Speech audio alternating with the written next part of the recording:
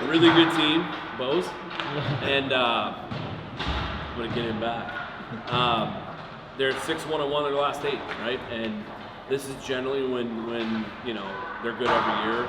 They make their push to win the league, and they're in a great spot to win the league. So they know, obviously from experience, how big a weekend like this is, playing a team right behind them in the standings. So it's a big 6 points. I kind of want to look at first their special teams and they're playing really well in the special teams. You guys saw Denver was good special teams 4 times. What do you see that makes the UND power play work so well? And kind of seeing a good power play. Well, I mean, they have great players. They always have great players. I mean, when you have as good of players as they have, you're generally going to be really good a man up, and they always are. So, they've always had a good power play, and they do this year. And, that's just kind of status quo for a great program. Is there something structurally they do really well? Yeah, I mean, they do a lot of things structurally very well, but when you have elite skill, on a power play, it's going to be that good. Just the same thing with Denver. So, looking at your power play, penalty kill, 3 for 6 against Robert Morris, the penalty kill. Power play, 2 for 6 in the weekend. What do you say your special teams? Power play right now is just under 21%, which is above average. So I have no issues with the power play. We'd like them to froth at the mouth a little bit more when we get opportunities to score the big ones. And the kill, obviously, I think it's right around 80. You want it to be around 90. That's our goal. I don't think structurally it's an issue. They didn't score any power play goals based off of structure. I thought that 2 of them were goaltending, and we addressed that moving forward. Our goalies have to be our best penalty killers, and simple as that. From an even straight standpoint, what do you see from them? How do you go about shutting down when that is so high? Say it again. How do you go about just shutting down anything you see from them that makes them so good skill standpoint you were talking about? Yeah, no, I mean it's no different than playing. I mean, we played really elite teams all year, So understanding the importance of killing plays when you can kill plays, you have to have great sticks and take pride in the defensive side of the puck. It's really simple. When we do that, we're really good. We were really good, I thought, against Cornell, keeping the outside, not allowing really many odd man opportunities. We didn't let them get to the inside on us very often at all. I think they had 10 shots in the last 6 minutes when they pulled their goalie. But really for the course of the game against the team built somewhat similar to North Dakota. They're big, they're physical, they're strong. We did a really good job defending. And then obviously TJ excited to see him back here. Yeah, no, I mean, it's going to be good to see him. It's going to be interesting. It's always weird playing one-year-old players. We did it this year against Timmy. We did it against O. It's always good to see those guys. They did a lot for our program, and we're pulling for them every weekend, minus when we play them. So, I'm sure it's going to be mostly an interesting and kind of weird experience for him more than anybody. Coming back to Mullet where he had some good moments. Have you got to watch much of his game during the season? I watch a lot. We watch a lot of everybody in our league because we want to know how they play and be ready for them and adjust to hopefully being at the top of our league. So we watch a lot of them. What do you see Out of TJ? He's TJ. He makes big saves. He's athletic. He competes. And when he's hot, man, he's as good as it gets in college hockey. You mentioned Coach Wilson saying that Lucius might be the best player away in the ACC right here. What makes him so special? He's just his ability to think, and make plays is unbelievable.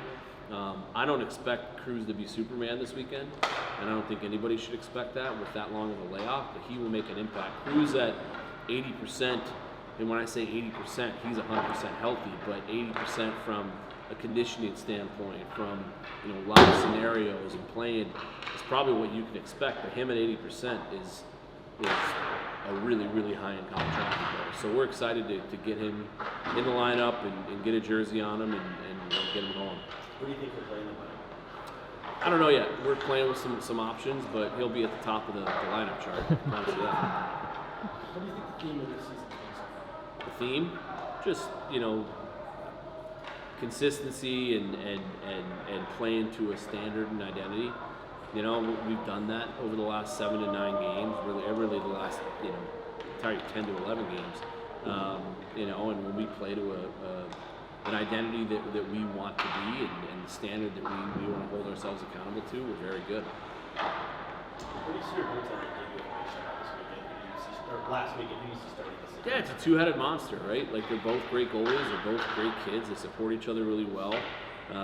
It was a gut with. It wasn't anything. You know, I thought Pav was really good 5-on-5 on Friday against RMU, and he's obviously a huge part of this turnaround for our season. And so, but with Cornell, it was just a gut. You know, we threw Gibby in against Cornell last year, early in the second, and he held the fourth down and matched up really well with how they play and how they go to the net. And I just thought he matched up really well, and I was right. That Friday game being broadcast on CBS on the national stage, what does that mean for your guys in the program and how far it's come? Yeah, it's pretty cool. You know, I mean, like, it was, 12 years ago we were trying to get a broadcast on dial-up internet up at the ice den. You know, it was going in and out. So now we got national TV coming in to broadcast our games. We've come a long way in a very short period of time. It's really cool. You guys saw UND 3 years ago in Vegas when you beat them in their kind of invitational game. It's 3 years ago. Is there anything you can still take from that meeting that would apply to the series? No, I don't think so. You know, I mean, they're two completely different teams. It was a great moment for our program to go up at a Hall of Fame game in front of 18,000 mostly green fans and in a great environment and get a big win. But really, you know, that's we have the trophy to show, and other than that, it means I don't think anything translates into the weekend. Yeah. Last week. This past weekend, obviously you guys played very well. Was there anything that you didn't like that you wanted to clean up before this weekend? You know, just taking up, when we get the opportunity to kill, we did it obviously Saturday against Cornell. We only had one penalty, but was it one penalty Saturday? Yeah, and we did a good job killing it off. But we have to just, I don't think special teams has been bad, but if we are going to get to where we all want to go and what we're capable of doing, I think our 5-on-5 play has been terrific. If we can get the special teams to up to the 5-on-5 standard, there's not anything left really we can't accomplish with this group. How do you go about doing that? It's just focus, right? It's just getting everybody on the same page on the kill, making sure our goalies understand they have to be our best killer. And on the power play, just a little bit more intensity, a little bit more focus and drive, understanding that pressure is a privilege to be on it, and whether it's tying a game up in a crucial moment or extending the lead in a crucial moment, using those situations to our advantage and really embracing them. Yeah, it felt great. I was due, I think, for obviously a good game or just a game, and I made the most of it, so I'm happy. How have you kind of viewed this season for yourself?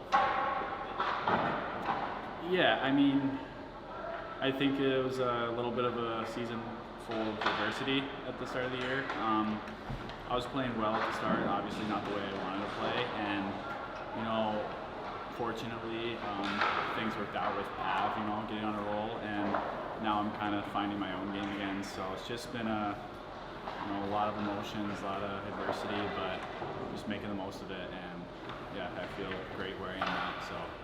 What did it take for you to feel like for you to find your game?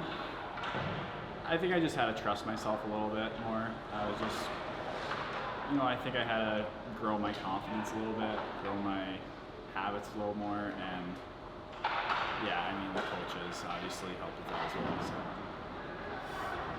TJ coming back to the Valley this weekend, it would be good to see him. It's gonna be great to see him. Yeah, I'm excited.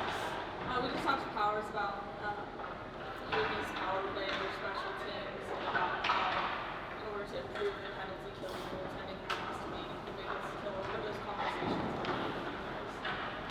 I don't know. I don't think I think too much into that stuff.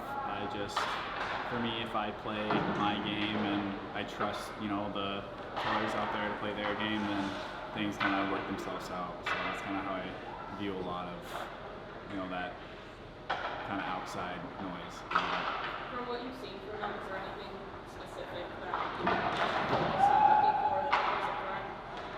I haven't seen anything. Yeah. So we'll do pre-scout obviously this week. So I'll have more answers for that. What were the big picture